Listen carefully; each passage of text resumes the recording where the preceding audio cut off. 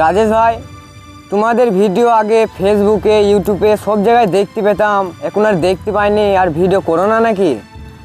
দেখো ভাই, প্রথম যখন নতুন নতুন ভিডিও করতাম তখন ইউটিউবে ফেসবুকে 10,000, 15,000, 20,000 পর্যন্ত ভিউ গেছে। আর তখন ভিডিও করতেও ভালো লেগেছে। আর এখন ভাই এমন অবস্থা হয়ে গেছে, আমার ইউটিউবে মনিটাইজেশন আছে, আবার ফেসবুকেও মনিটাইজেশন আছে, কিন্তু ভিডিওতে ভাই 10টা 5টা এই জোর 100টা ভিউ যায়। তার জন্য ভাই ভিডিওতে আর আমার আর চাহিদা নাই। আর ছেলে পেলেও ধরো আমার দলে সেরকম নাই, তাই একটু ভিডিও কমিয়ে দিয়েছি। ওই শর্ট ভিডিওগুলো মাঝে মধ্যে করে আর আপলোড করে যা হয় হয়। সবই তো বুঝলাম ভাই, কিন্তু তোমাদের ভিডিওগুলো দেখতে খুব ভালো লাগতো। ভিডিও করা ছাড়িও না ভাই। তোমার যেরকম আমাদের ভিডিও ভালো লাগে, এইরকম অনেক মানুষেরই ভালো লাগতো।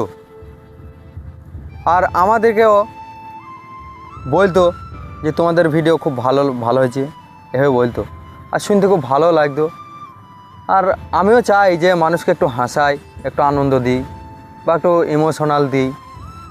কিন্তু ভাই এখন এমন অবস্থা হয়ে গেছে, আর আমার ভিডিও করার একদম ইচ্ছা নাই ভাই। তাই ভাবছি ভাই আর ভিডিও করবো না, বুঝলো তো। আর ভালো লাগছে না, কারণ এত কষ্ট করে ভিডিও করছি, কেউ দেখছে না ভাই। আর আমি ভিডিও করবো না, ভাবছি আজ থেকে আর আপলোড হবে না ভিডিও। শোনো ভাই, 5 টাকার কলমে কোটি কোটি টাকার হিসাব করা হয়, পচা পুকুরে সুন্দর সুন্দর ফুল ফুটানো হয়। আর তোমাদের দ্বারাই কিছু হবে না তাই বলছো? ঠিক হবে, আল্লাহর উপরে ভরসা রাখো, তোমরাও একদিন সফল হবা। কথাটা ভাই তুমি খুব দামি কথাটা বলেছ। তা সবাই বলে জানো তো যে ভিডিও করা ছেড়ো না, করো করো করো, একদিন সফল হবা।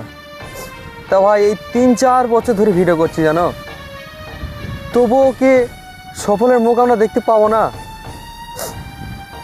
আমি ভাই আর ভিডিও করবো না।